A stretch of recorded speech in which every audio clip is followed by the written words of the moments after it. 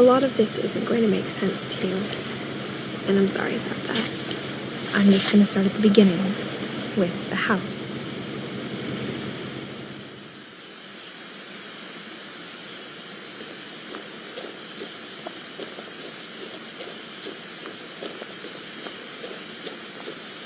I lived here until I was 11, but I wasn't allowed inside half the rooms.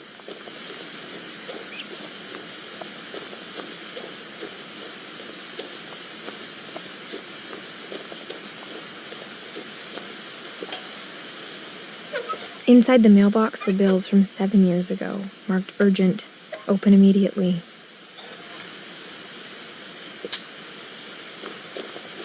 I hadn't been back since my brother Lewis's funeral.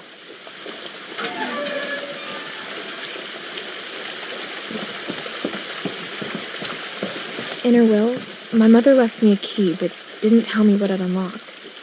Maybe she thought I'd know. Or she thought that the mystery would be enough to bring me back.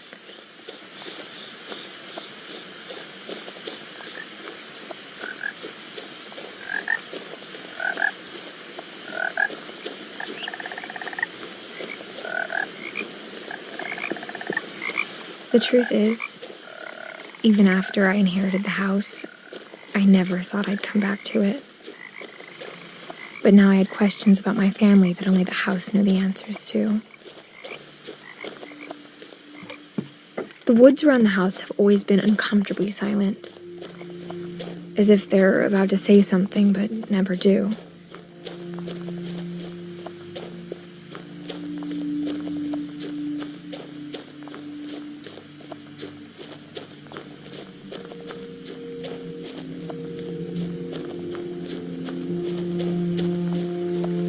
The house was exactly like I remembered it, the way I'd been dreaming about it.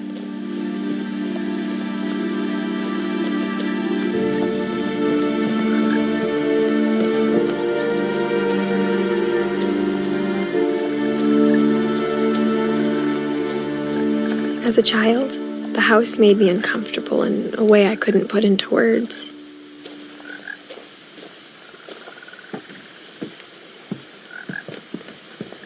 Now, as a 17-year-old, I knew exactly what those words were. I was afraid of the house.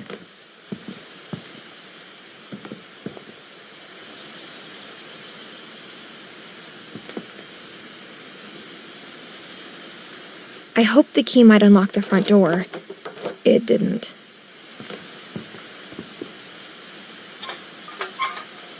Looking in, I felt like the house itself had been waiting for me.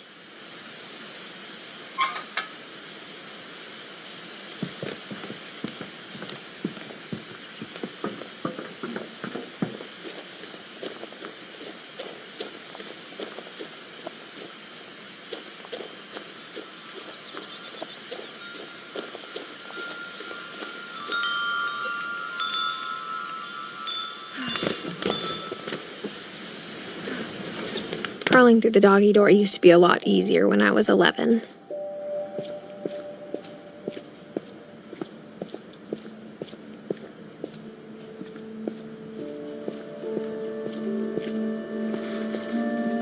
For the first time in years, I felt like I was home. But instead of a family, there were just memories of one. Like how after Lewis started working at the cannery, we all got sick of eating salmon, except our cat, Molly. Or how only one restaurant would deliver to our house, so we had Chinese a lot.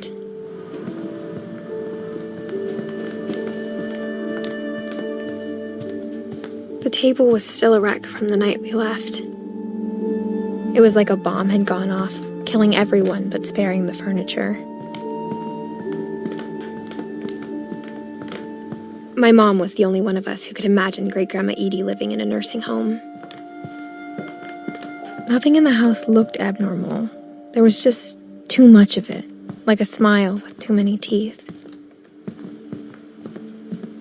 Mom always told me to stay out of the basement, so I wasn't too surprised when the key didn't fit.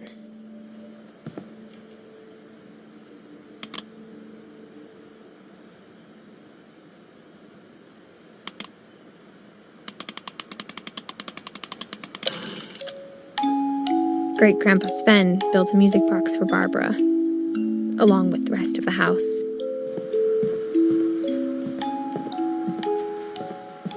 A lot of things got left behind in the whirlwind of that last night. After Milton disappeared, Mom sealed up all the bedrooms. Then Edie retaliated and drilled peepholes.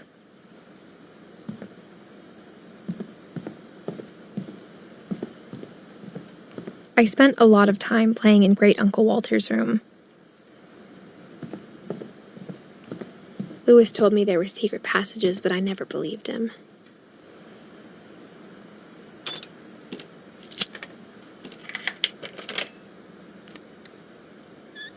Turns out, my mom was really good at keeping secrets.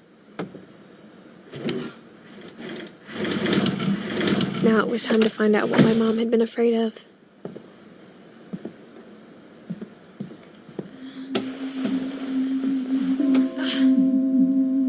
Reading this, maybe it sounds like I had a plan. From the paintings on the wall, it was clear my brother Milton had been here before me. But I had no idea what was behind that door.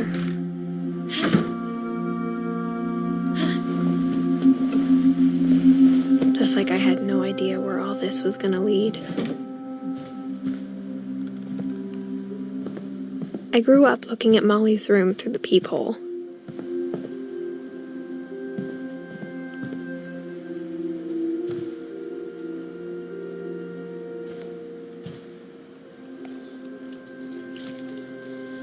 December 13th, 1947. Dear Diary, I'll be gone soon, but I wanted to tell somebody about what's gonna happen. It started when Mom sent me to bed without dinner. I woke up and I was starving, so I looked around for something to eat.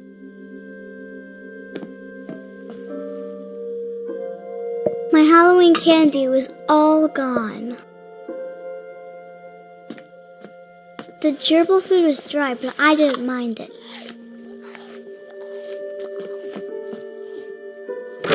Mom, can I come out now? Sweetheart, it's late. Go to sleep.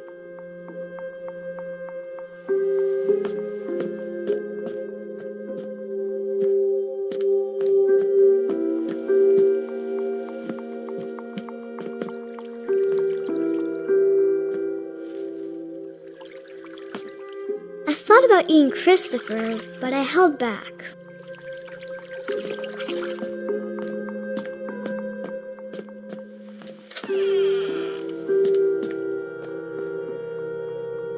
I kept eating and eating.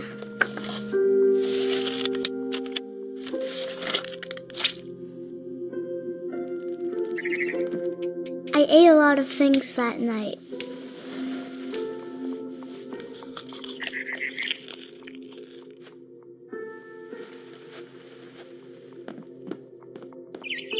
Then I heard chirping outside my window.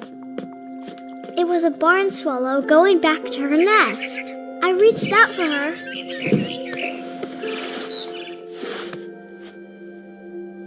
And suddenly,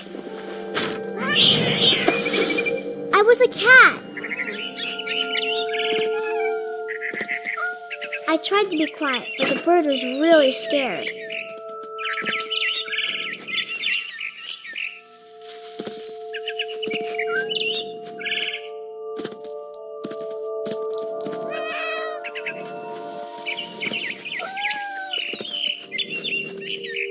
I jumped and I almost got her.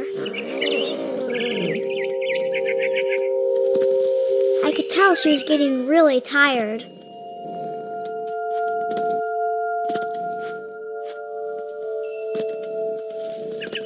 Now I was up in the big tree.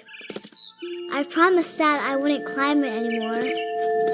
All I cared about was eating that mommy. I gobbled her up.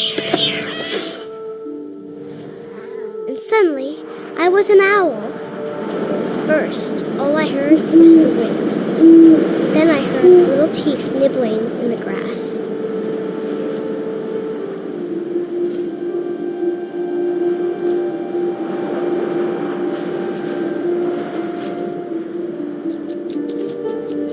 Rabbits.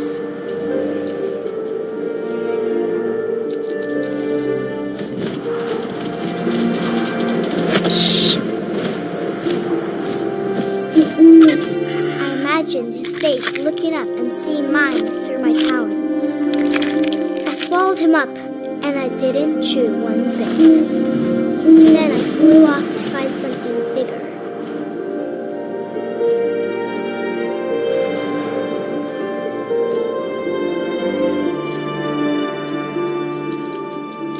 A mama rabbit!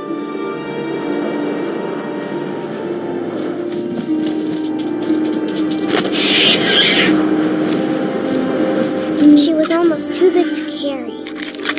I started choking, but I couldn't stop eating. And suddenly, I was a shark!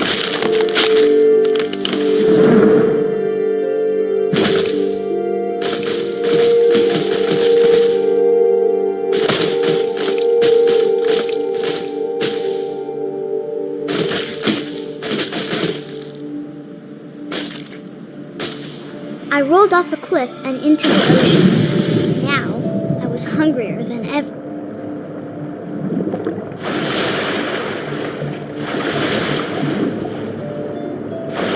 I wanted fat, juicy seals. I tore off her flipper, and it tasted really good.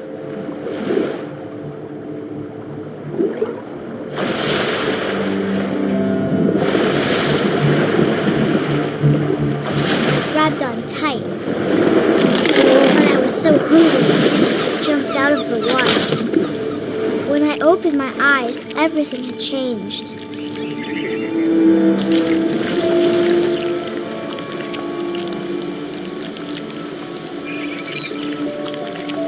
Now I was a monster, and I smelled people everywhere.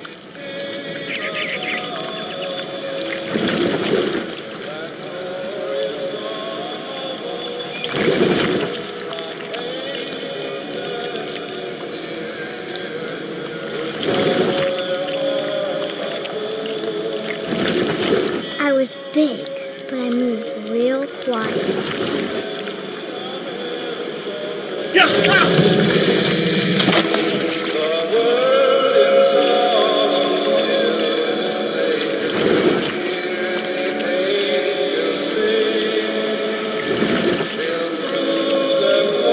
I wanted to stop, but also I didn't. Drunken sailor, what shall we do with a drunken sailor? We use his belly with the rest.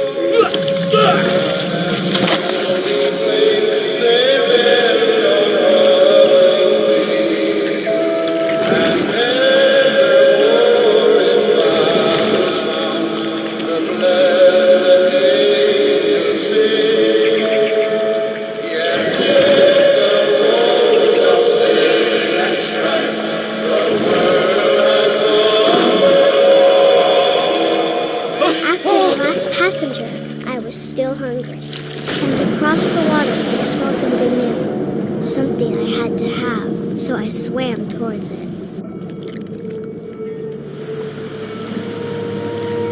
I slithered onto the sand, and the good smell went into an old pipe.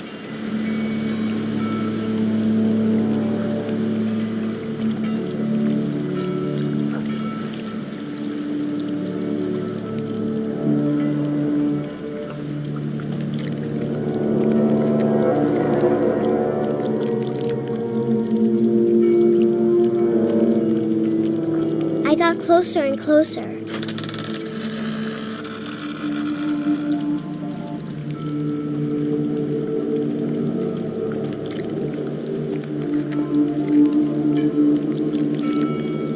All my stomach started growling.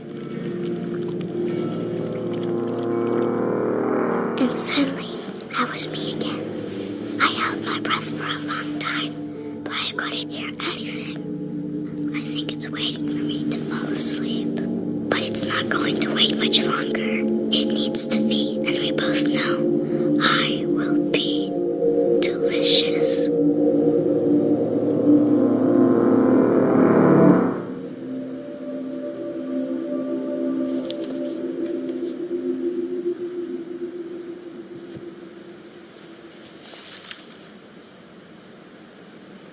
I'm not sure if I believed all of that, but I'm sure Edie would have. I got the sense Edie had spent a lot of time here, before my mom sealed the doors.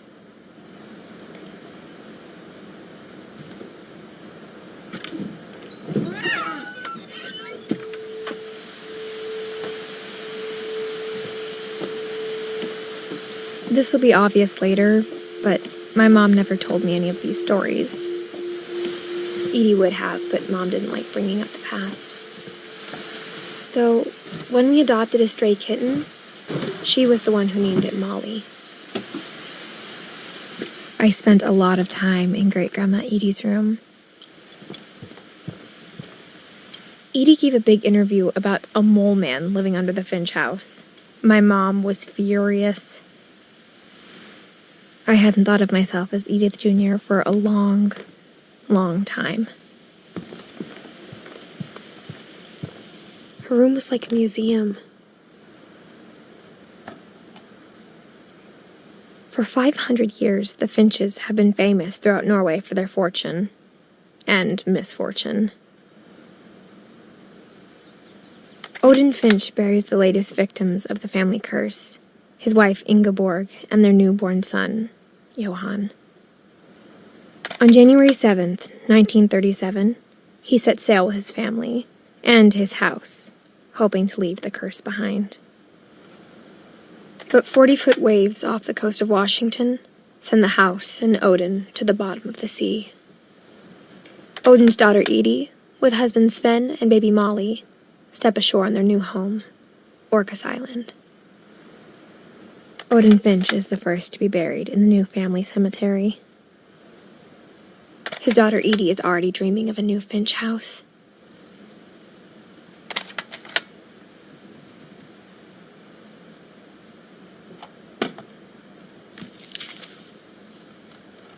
Whatever's wrong with this family, it goes back a long ways.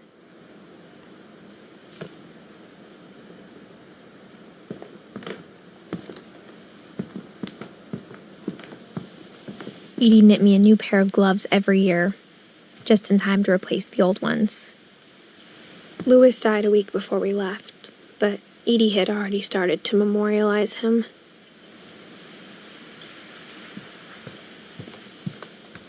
Even in her 90s, sometimes Edie seemed a lot younger than my mother.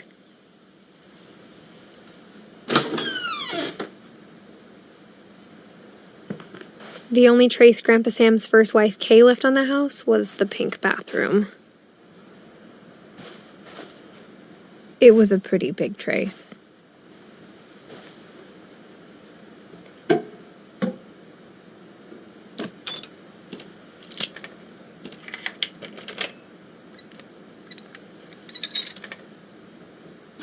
There's a secret in this bathroom. It's in the last place you would look. It isn't in the cupboard.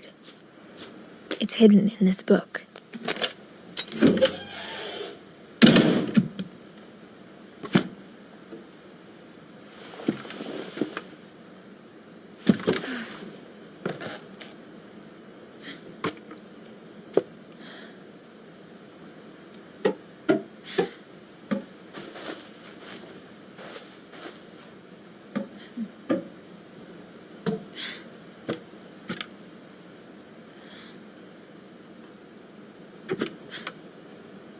Sven gave Sam an old camera he'd refurbished. He never put it down.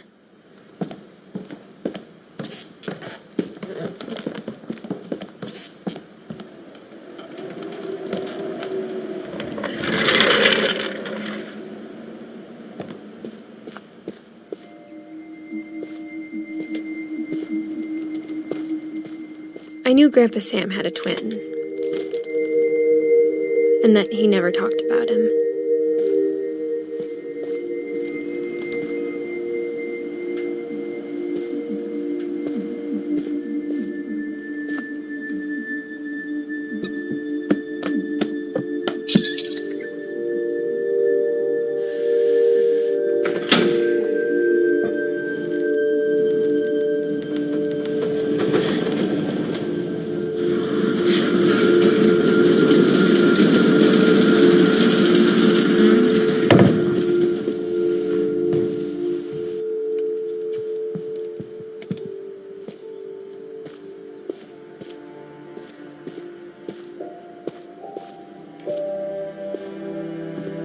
I guess my grandpa didn't like history any more than my mom did.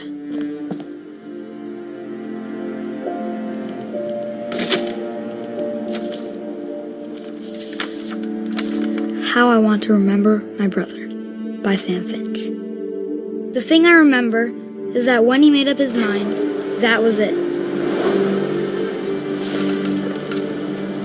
My brother said he'd die before he ate another mushroom, and he did.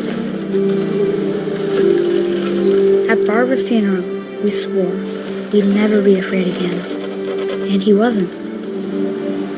I think Calvin always wanted to fly. Sam! Calvin! Dinner's ready! Coming! But that day, he finally made up his mind to do it. I told him going around was impossible. Maybe if I hadn't said that.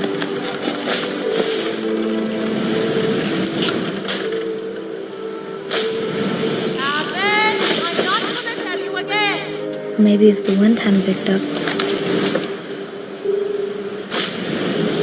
Then maybe he'd still be here. But I doubt it.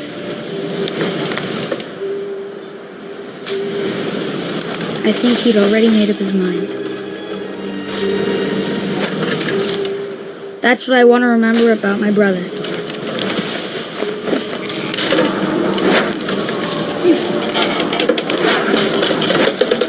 day he made up his mind to fly. And he did.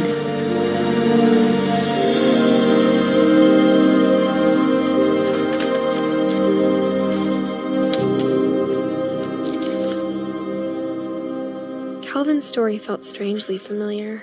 When I was younger, I remember trying to do the exact same thing.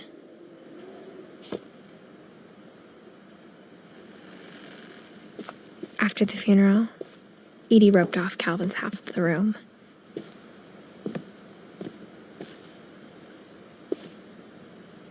Mom said Grandpa Sam enlisted at 18 and never set foot in the room again.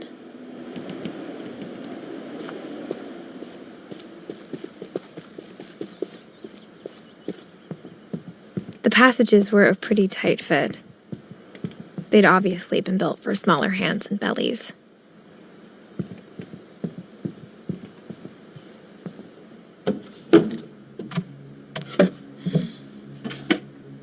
Growing up, I always thought of Barbara as a child star.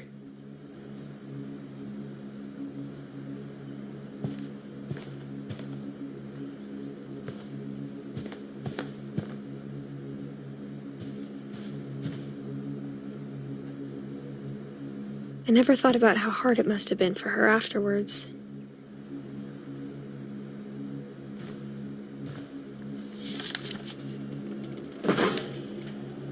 Of all the stories people wrote about Barbara's death, I'm surprised Edie saved this one.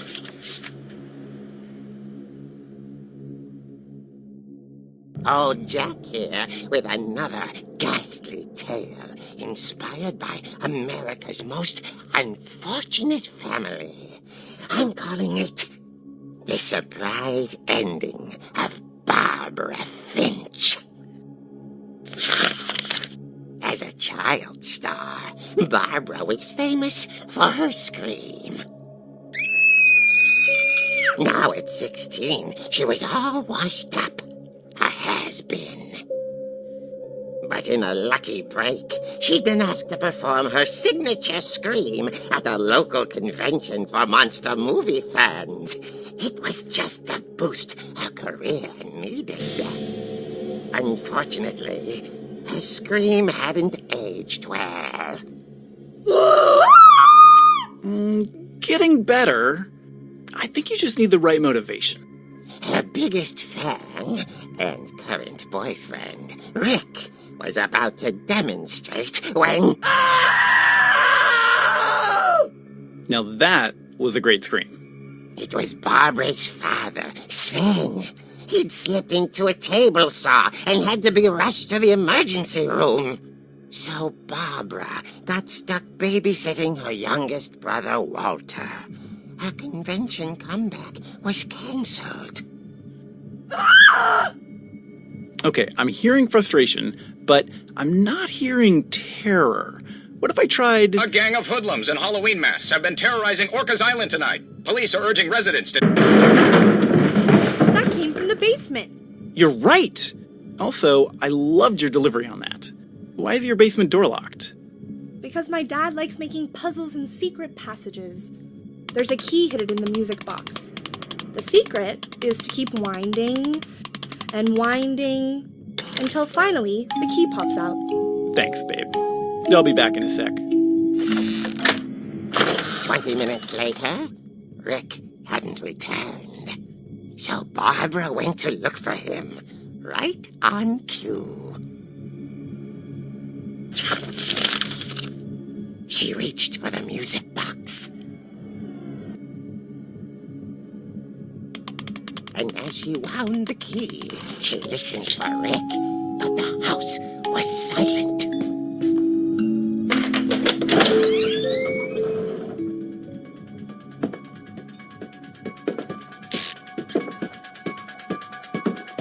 She found Rick's crutch and imagined the worst.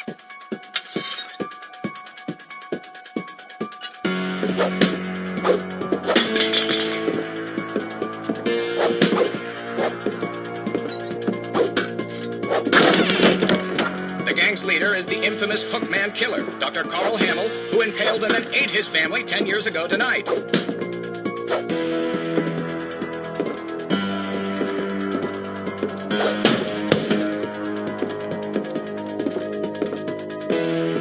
The old fridge rattled and grew still. Oh dear! Oh! Rick? Barb, relax. I was just trying to scare you to help you find your scream. Well, I'm not scared, Rick. I'm furious. Then act furious. All I'm getting from you now is that you're hurt and confused and She threw him out, but she kept a little something to remember him by. Barb, have you seen my other crutch? And she was still holding it when she fell asleep watching the late picture show. Hours later... Barbara! Walter, what's going on up there? Ah! Okay, I'm coming up, but if this is a trick, you're dead, Walter.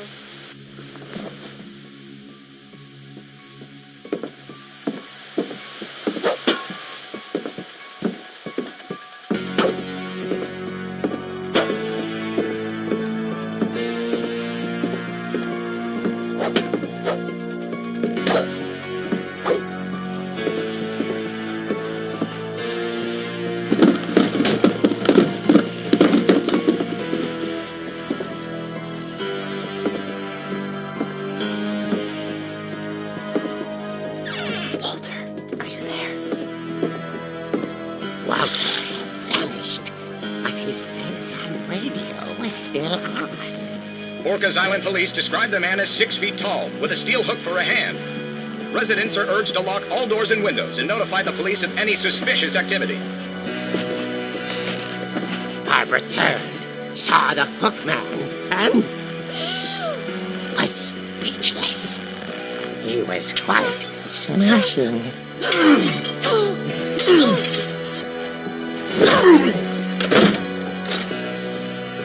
And he was. He couldn't get enough of Barbara. Okay, Barbara, there's gotta be another way out of here.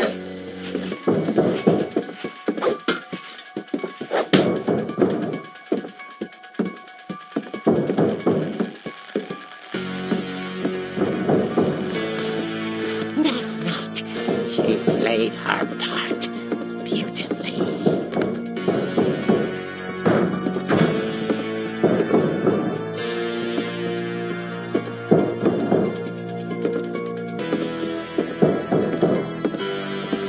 Molly's door hadn't been opened in years. The hinges groaned.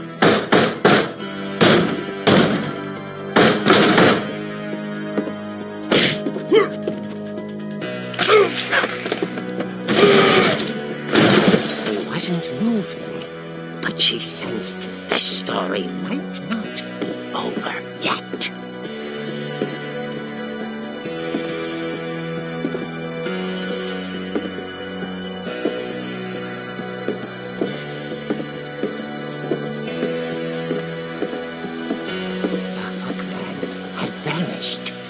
She listened for his breathing, but all she heard was...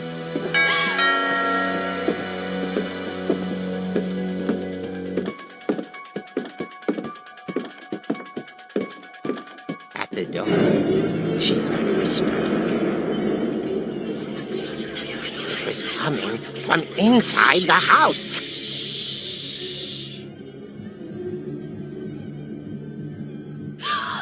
Oh dear.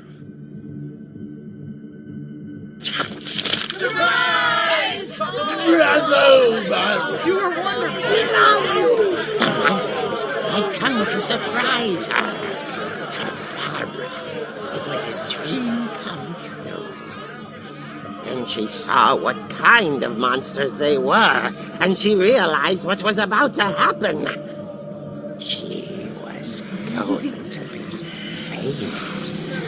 And with her final breath, Barbara Finch gave the performance of her life.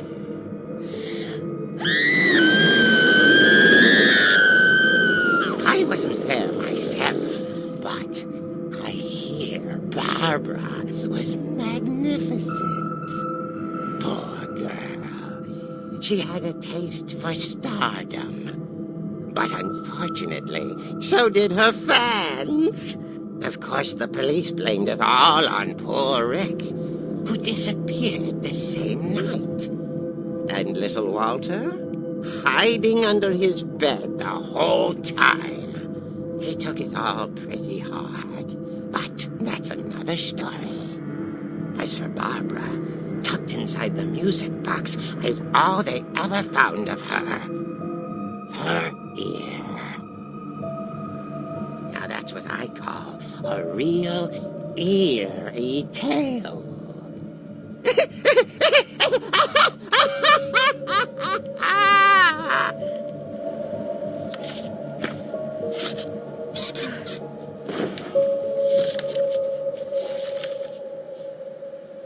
Edie told me all Barbara wanted was to be remembered, as absurd as that comic was. Maybe what Edie saw was a happy ending.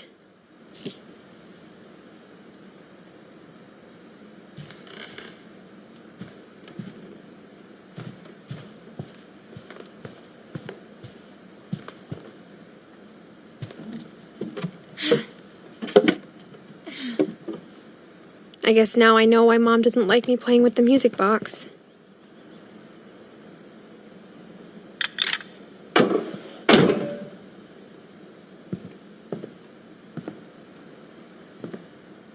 Edie's father, Odin, built the original house. Whenever people ask me about my family, the first thing they always want to know about is Barbara.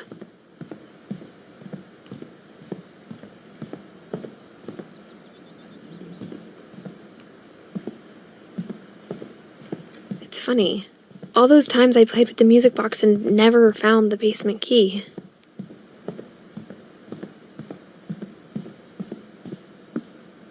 Mom must have locked the third floor stairs on the night we left.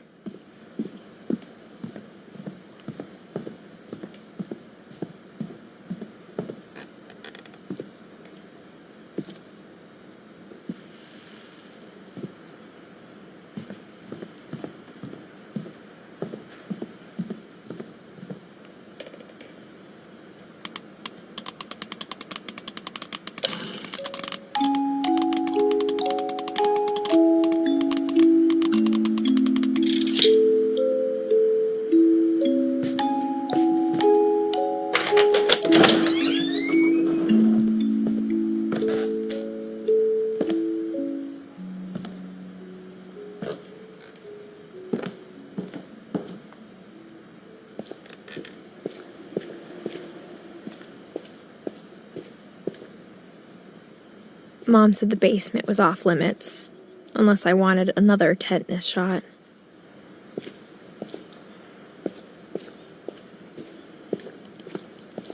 I saw Edie sneak down to the basement once, carrying packages.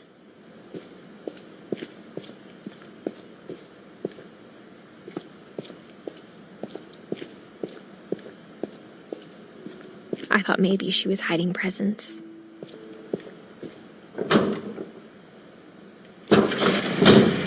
It turned out she was hiding a lot more than that.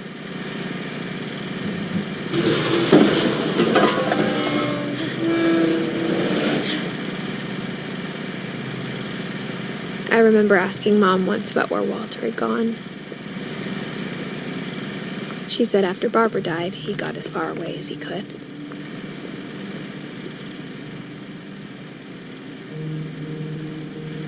If there's a pattern in all these stories,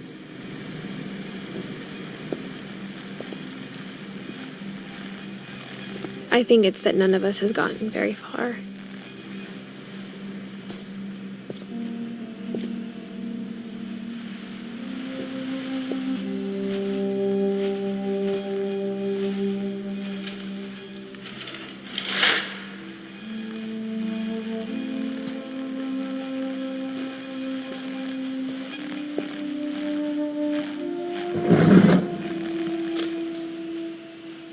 Goodbye, everyone. I can't believe I've been down here for 30 years. On that first day, after the shaking started, I didn't think I'd survive the week.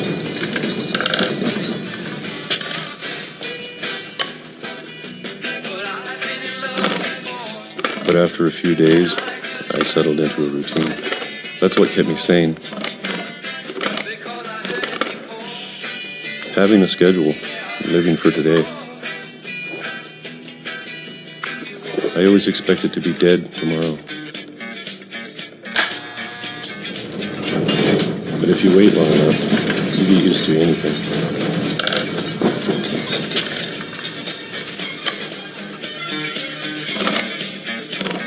Even a monster on the other side of the door starts to feel normal.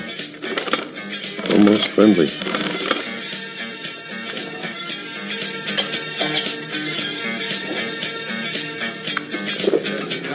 And then one day, everything just stopped. Whatever that thing was, it was gone.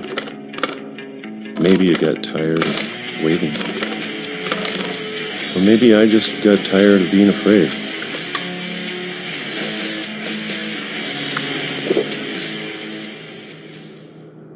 It's been a week now, the longest in 30 years.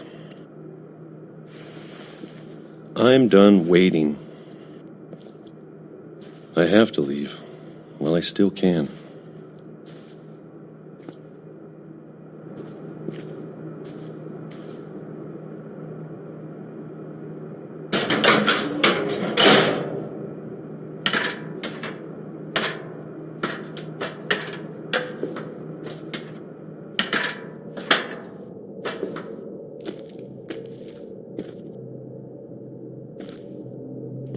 I know it's out there, somewhere.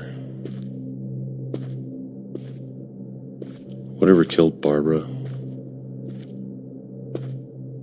and Molly and Calvin. Maybe this is all a mistake. But I need to stop living the same day. Even if it kills me.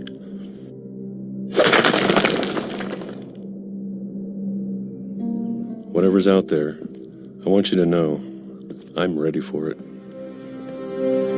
I'm going to appreciate all of it, especially the food. I don't mind if I only have a year left. Or a month. Or a single week. I'd be happy with one new day. I can already imagine the sun on my face.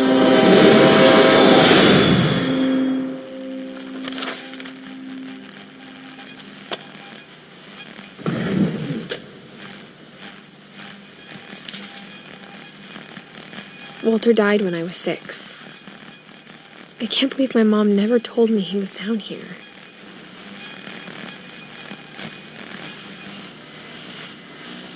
I'm sure my mom was trying to protect me.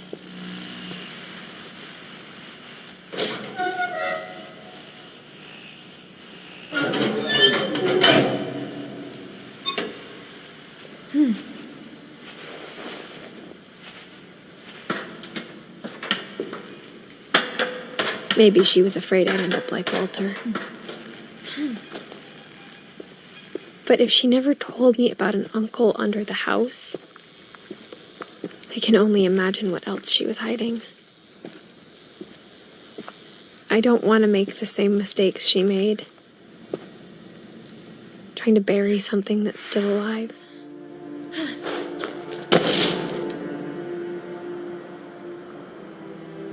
Now that there's only one of us left, or maybe two, I thought it was time I heard the stories for myself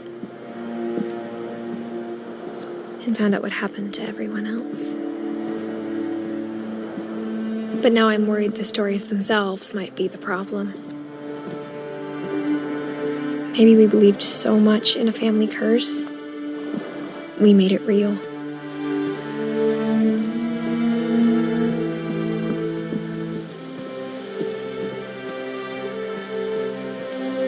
I don't know if I should even be writing this.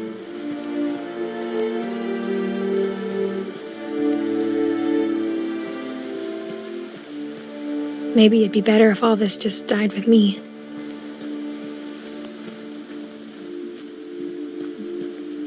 But I thought you should know about your family.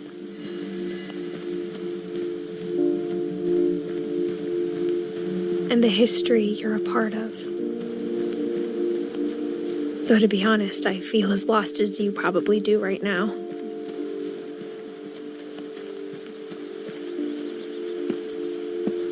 I think the people in these stories believed them, for what that's worth.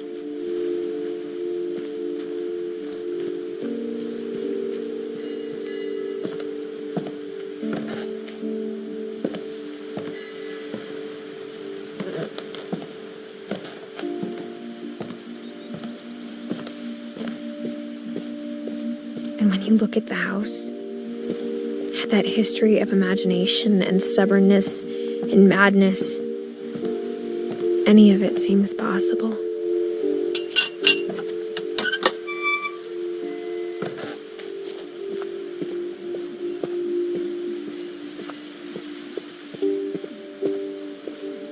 I think we've been surrounded by death for so long, we've just gotten used to it.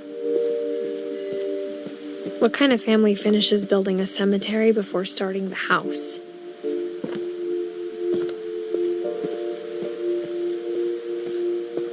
It's embarrassing for me to admit this, but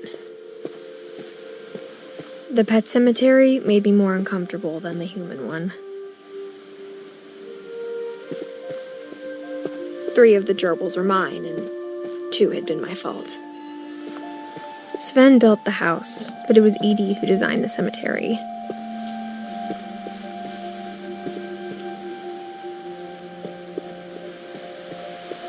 I'm sure Odin's monument had been Edie's idea. My mom was always trying to move on, but for Edie, the past never went away.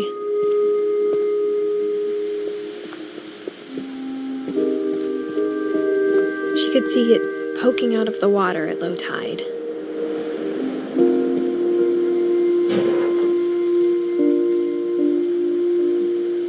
Edie said she dreamed about the old house every night.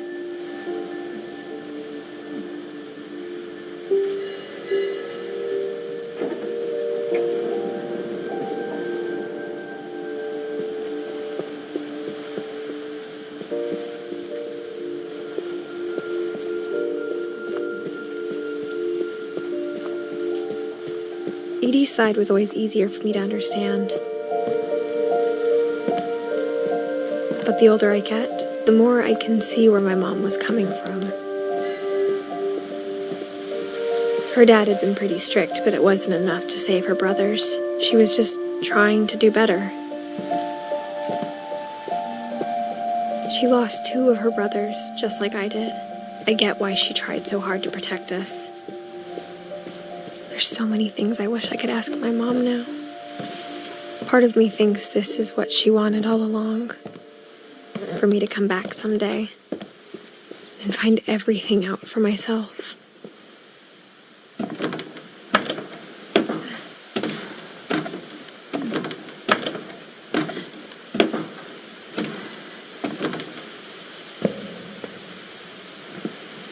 But looking back on it now, if she told me there was going to be so much climbing, I never would have come when I was 22 weeks pregnant.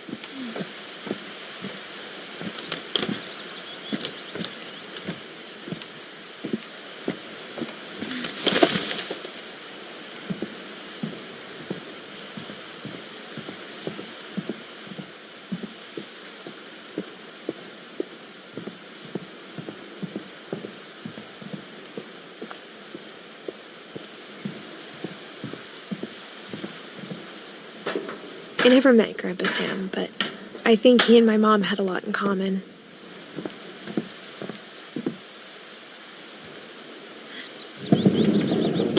They were both pretty intense. Sam spent his life shooting photos, but Mom said he got nervous being in front of the camera. I guess we're all afraid of something.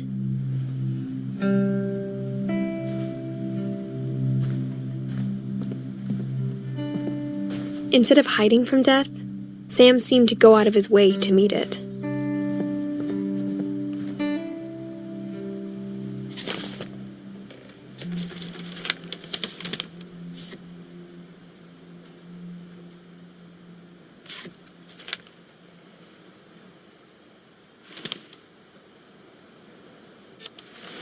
Dawn, I promise, you'll never forget this weekend. Yes, sir. These memories are going to last a lifetime. Am I gonna have to shoot anything? It's a hunting trip, Dawn. Shooting is strongly encouraged. What? Perfect. It's gonna rain the whole weekend, isn't it? I will never forget this weekend, Dad. That's the spirit. Okay, got it. I'm gonna take some pictures, okay? Just be careful. That camera's older than you are.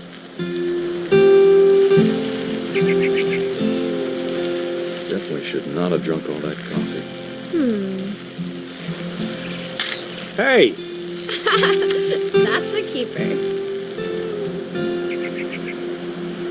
I'm just saying, I'm not always gonna be here, Dawn. You'll need to remember this stuff, if you want to survive. I'll be fine, Dad. You know who else thought he was gonna be fine? Some guy who died. Dawn, I'm being serious. I know, Dad. You're always serious.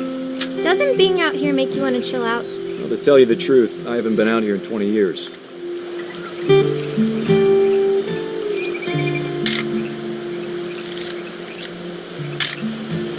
Dawn, don't you think you could find something more interesting to photograph? Last time I was with my brother Calvin. Dad! Good eyes, Dawn.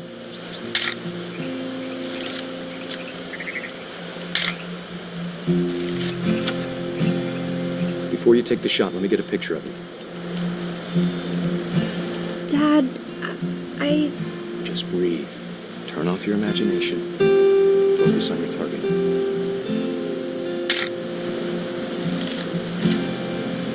Let me get behind you.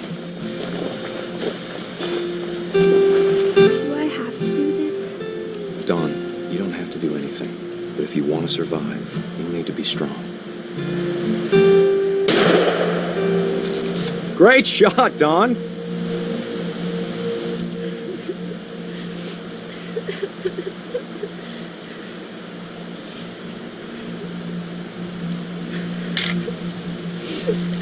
I'm proud of you, Dawn. Always remember that, okay?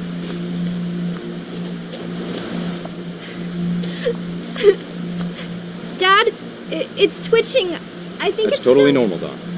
Just focus on the camera. Try not to think about... Dad!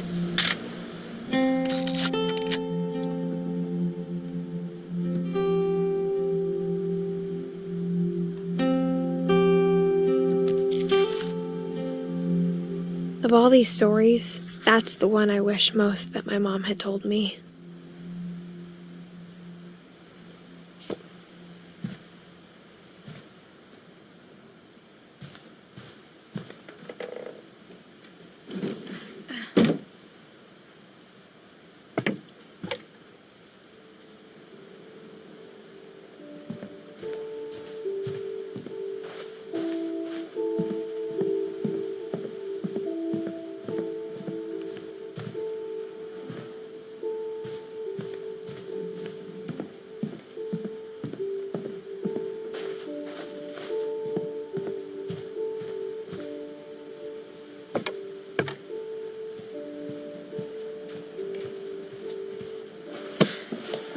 After Sam died, my mom and Edie got really close.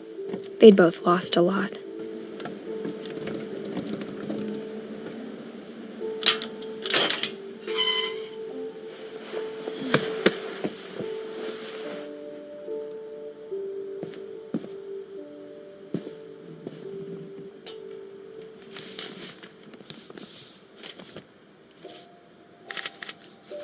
Dear Kay, do you remember the way Gregory used to laugh when he thought he was alone?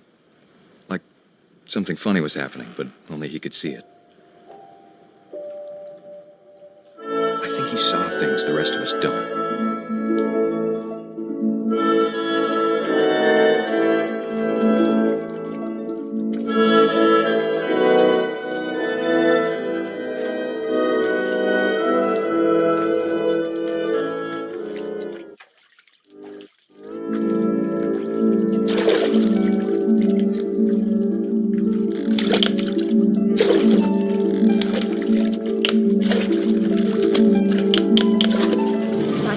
Gregory, it's time to... Hold on, sweetie. Hello? Sam, I told you I don't want to talk right now. I wonder what he saw. What his world was like.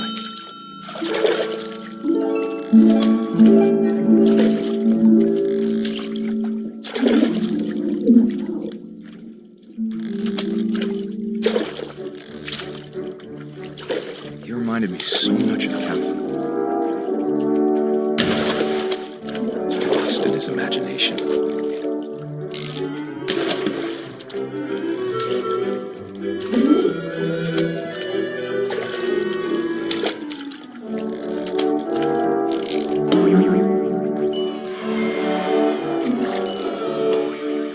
I know how silly it sounds.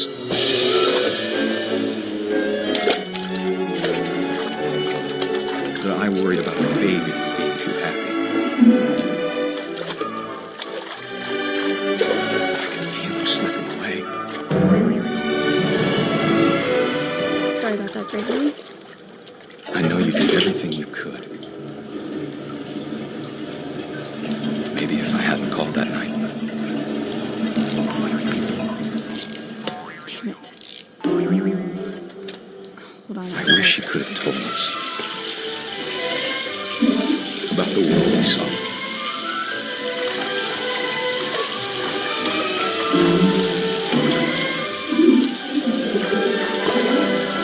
There's so much I don't understand about Gregory, about everything.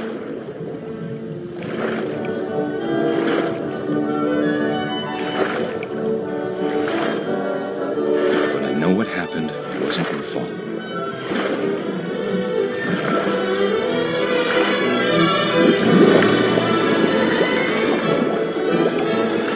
I'm sure he's happy. And he'd want you to be happy too. Good luck, Kay. Love, Sam.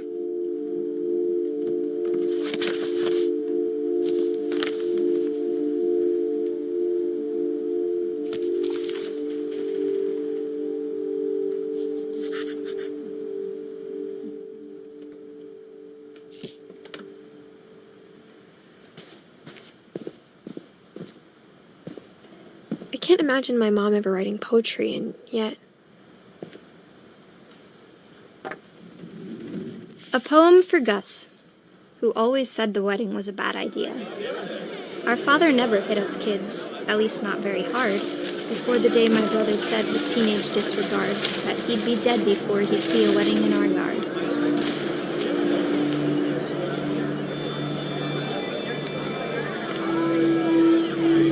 My father made him come, of course, but Gus stood far apart, just flew his kite and bottled up the storm inside his heart.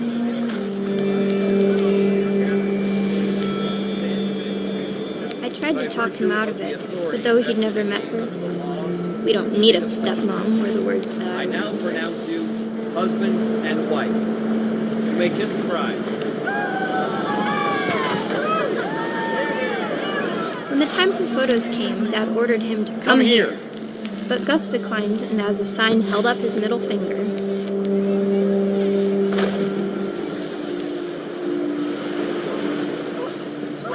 The wind picked up, and panicked geese appeared and quickly went.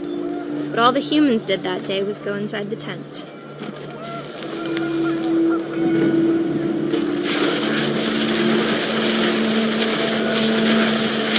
The rain came down in buckets then, but no one seemed afraid that nature might destroy the tent our dad had crudely made.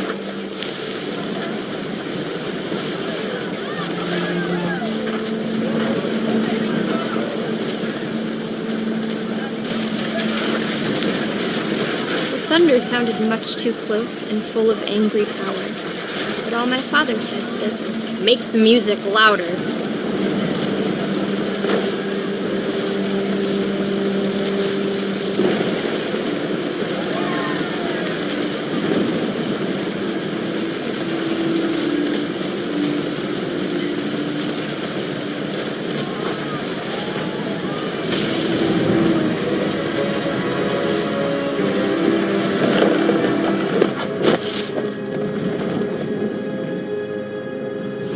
I wish that I could truly say I thought about you on that day. Out there on the beach alone, just you, the wind, the sea, and foam. But I didn't, until we found you.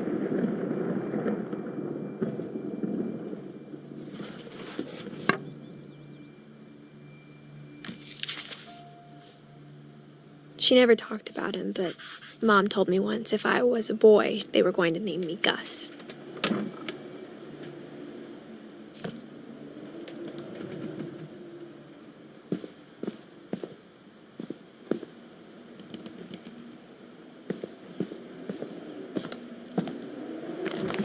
My mom moved up to the loft after her brothers died. At the time, it was as far away as she could get.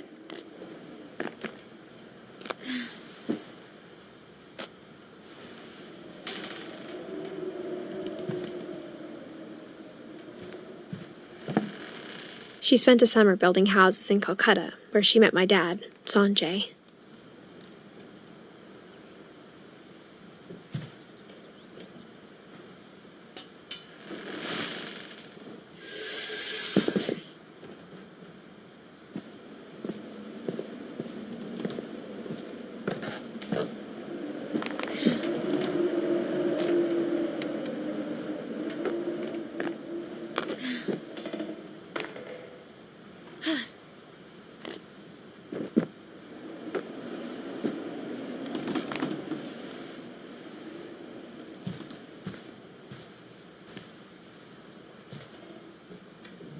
My mom moved to India a week after graduation and got a job teaching English.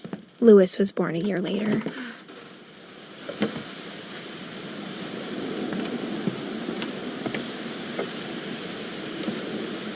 When my dad died, I don't think Mom knew where else to go.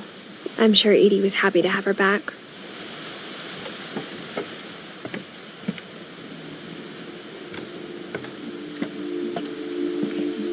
The house had to get a little bigger, but Edie was used to that.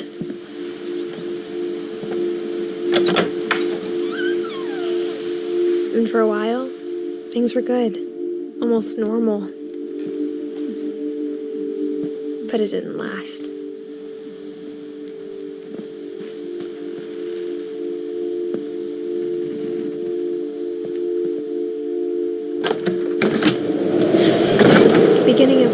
Milton's 10th birthday, when Edie gave him a castle.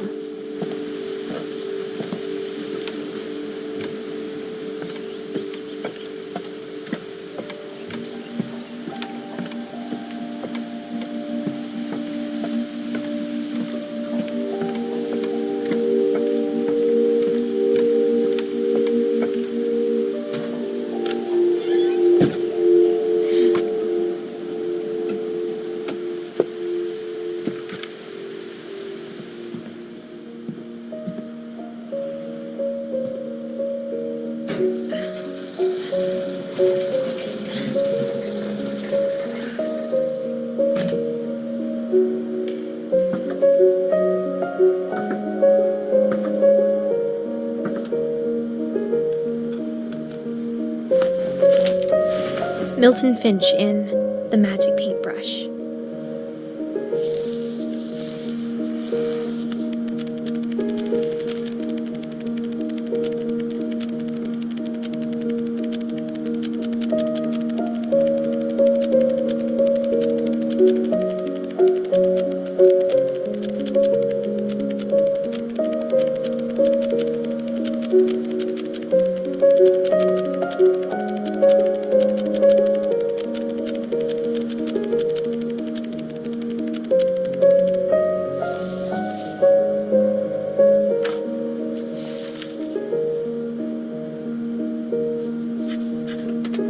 I was 4 when Milton disappeared.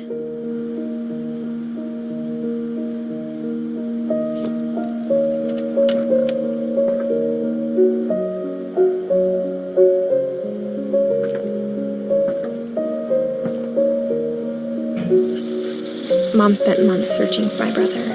Then she sealed the doors.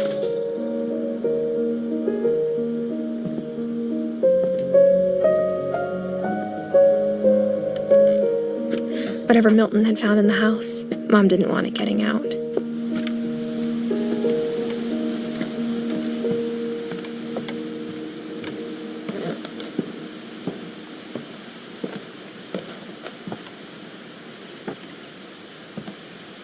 Mom definitely blamed Edie, but I think Louis blamed himself. After he graduated, he just spent more and more time in his room, until Mom got him a job at the cannery.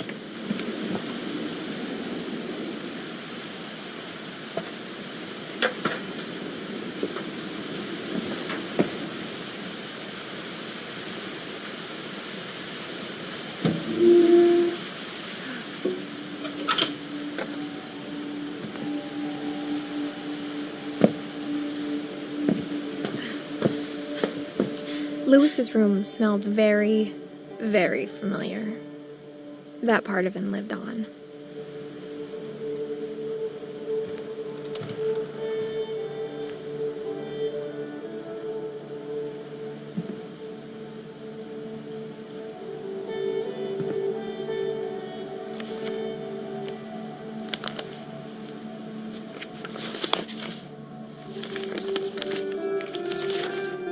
Dear Mrs. Finch, as Louis's psychiatrist, I can understand your desire for an explanation.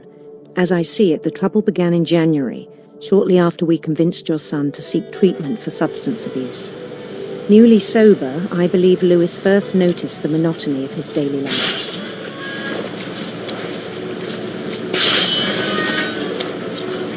He kept working at the cannery, but he withdrew part of himself. In our sessions, I saw the same behavior. His mind began to wander. I asked him to describe it. He said he started small, imagining a labyrinth. He'd feel his way about. Then something moved. Bats. And toads. And things that have not names. He knew it was all in his head.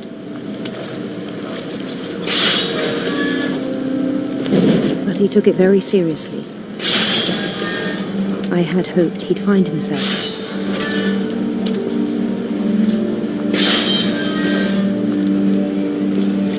But he found something more.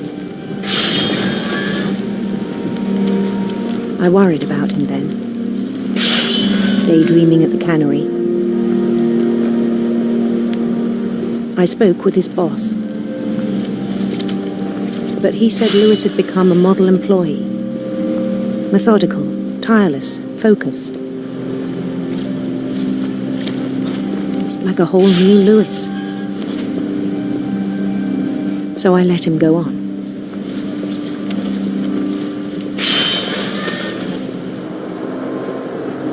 I even encouraged him. It seemed very promising at first. He told me he'd made a new friend.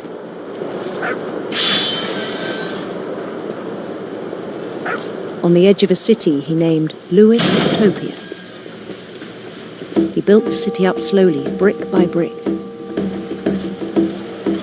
Then he made musicians.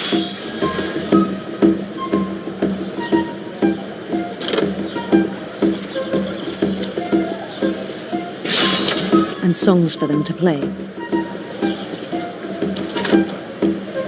He talked about starting a band. And he was always humming something. Every day his imagination grew stronger.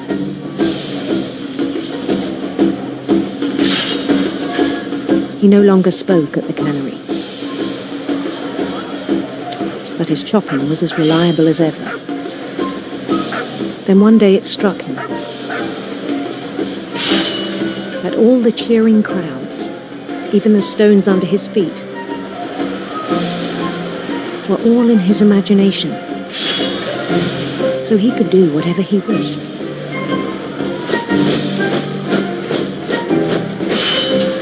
He held an election for mayor, and he won. They begged him to stay, but his mind was already wandering. It became a game for him.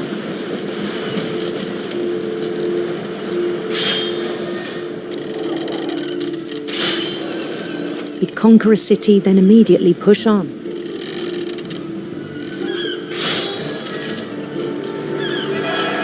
New Louisville.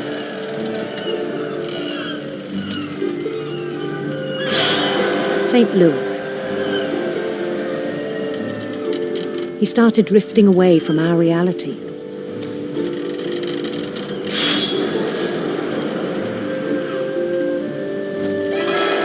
Minneapolis, until one day he forgot to go home from the cannery. Even as his mother pleaded with him, part of Lewis kept sailing on.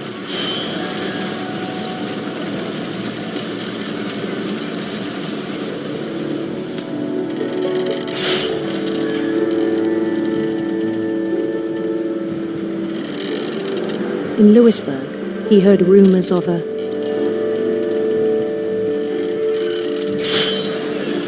handsome queen.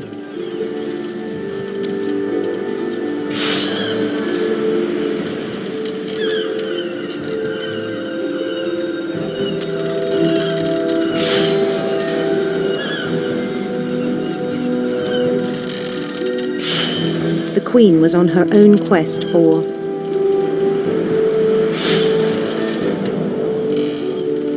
sinister serpents.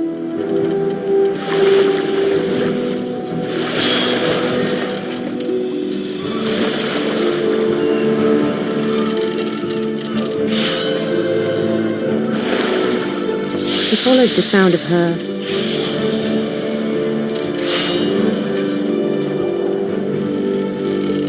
electric sitar.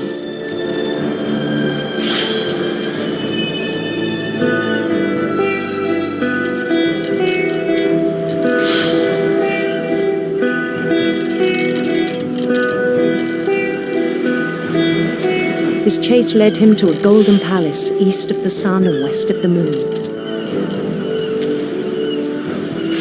Even then, his logic remained sound. He knew the world was all in his imagination.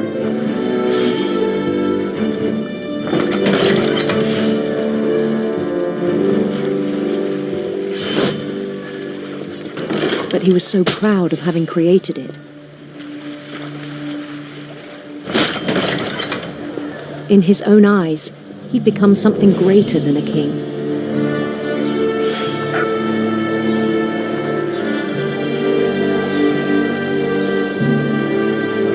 For someone who'd never known success in the real world, I think it was overwhelming. And then it struck him that the real Lewis was not the one chopping salmon, but the one climbing the steps of a golden palace.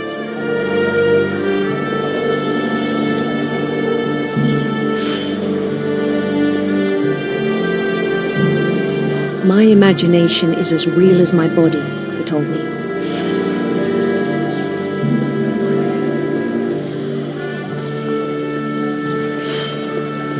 It was hard to argue with him.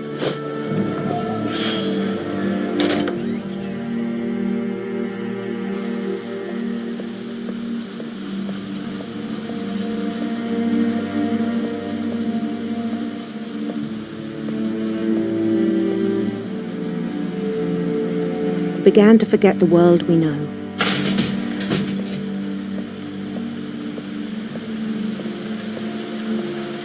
I think it pained him to remember Lewis, the cannery worker.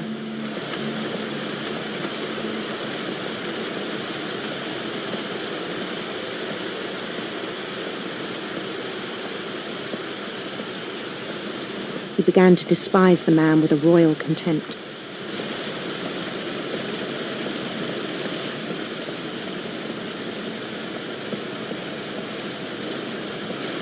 I still thought I could save him. Even after he said he was being crowned king over all the lands of wonder. The palace would be packed with his companions.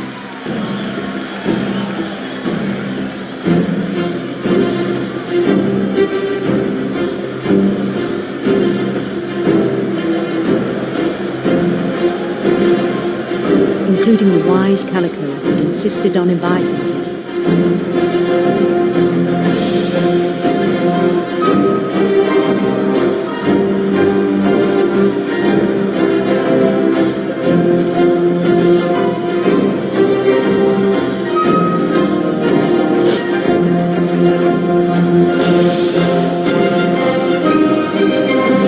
His queen waited, holding his crown.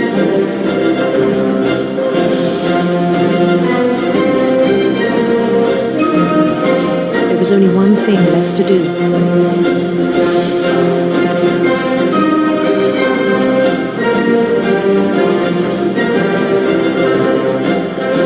Bend down his head.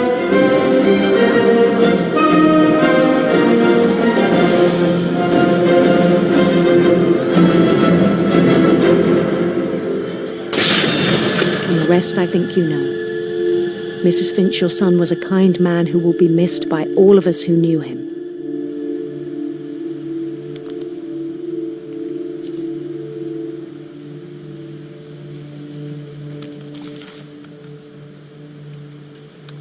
My brother was really cool. I wish you could have met him.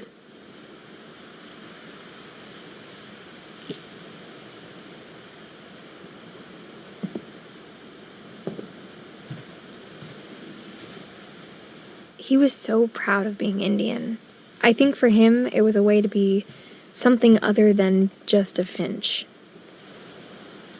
Lewis and I spent a lot of time playing games together, but he was surprisingly bad at them. He died a lot.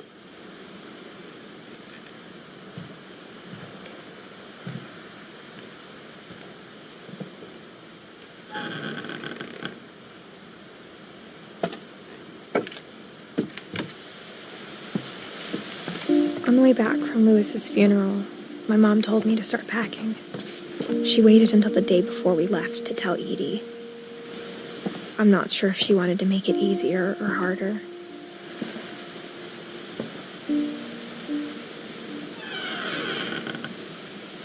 I wish we'd stayed. But I understand why we left.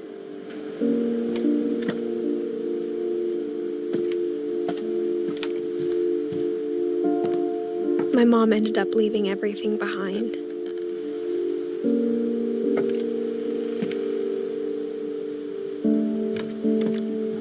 What happened that night had been coming for a long time.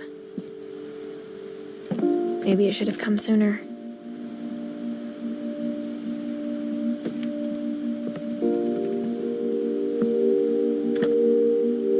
But it had to end one way or another. All that's left now was to tell you about that last night.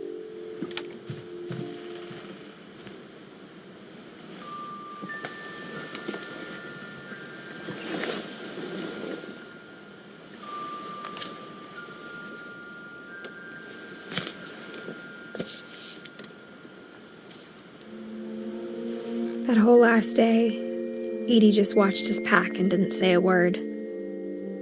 Until supper, when she raised her glass and said, "To our final night together, and all our final nights apart." Grandma, you know what I said about alcohol. Some of your medications are very Edith, specific. I left a present for you in the hallway. Why don't you go open it? The grown-ups have to argue now. I'm sorry, you're right. We're all leaving tomorrow. Let's just enjoy our last... I'm not leaving. Edith, you're excused.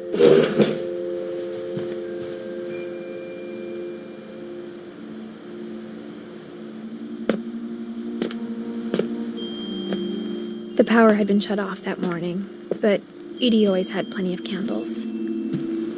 When my mom sealed the library, I don't think she knew about the other entrance. Or that Edie had a key to it.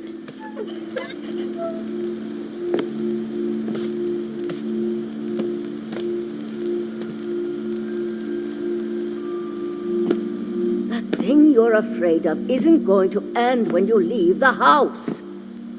Edith has a right to know these stories. My children are dead because of your stories. I think it's best if Edith and I leave tonight. We'll have the nursing home send a van for you in the morning, okay?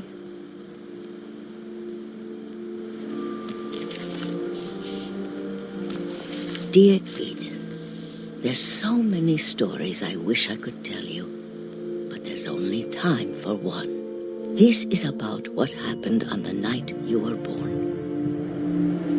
That night, the tide went way, way out. It was the first and last time I ever saw the old house aground. There'd been an earthquake out in the middle of the ocean. They called it the lowest tide in 1,000 years. God, it smelled awful. You know, I've seen that house every day of my life.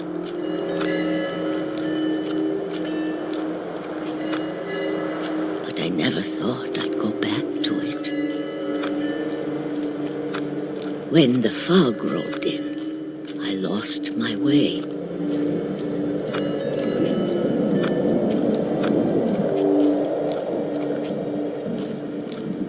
I got turned around.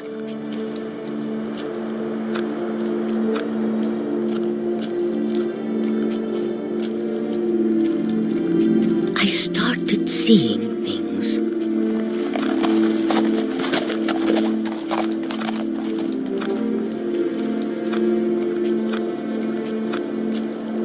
Things I'd forgotten had ever existed.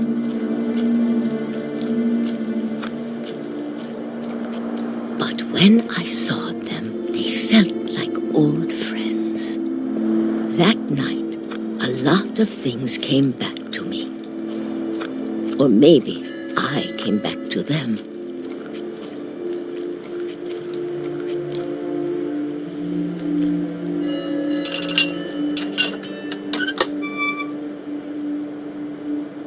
Things I can't explain, but that I need you to try and... Edith, what are you doing in here? It's mine! Edith! Mom, you're gonna rip it! Let go! I kicked and screamed, but Mom dragged me to the car. I never saw Great-Grandma Edie again. The next morning, the band came to pick her up, but she was already gone. After that, we moved around a lot.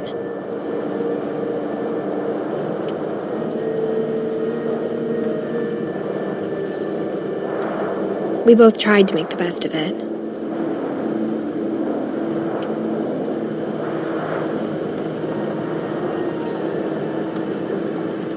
A few years went by.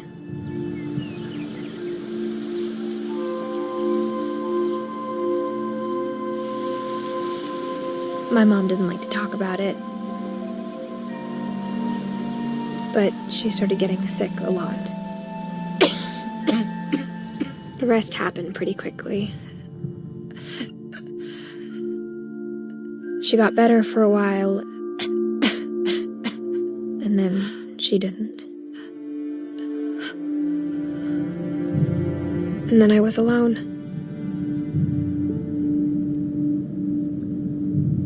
The last Finch left alive.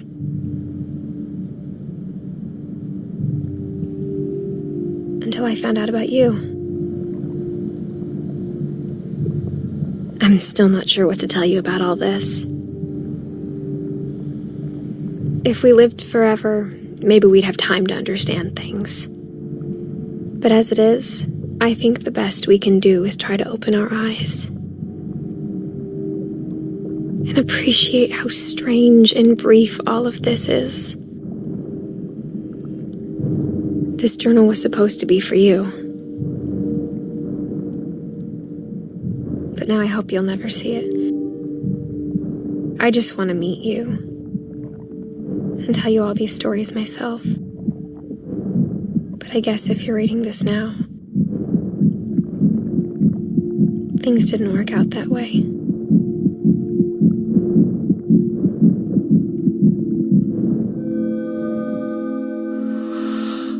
This is where your story begins. I'm sorry I won't be there to see it. It's a lot to ask, but I don't want you to be sad that I'm gone. I want you to be amazed that any of us ever had a chance to be here at all. Good luck.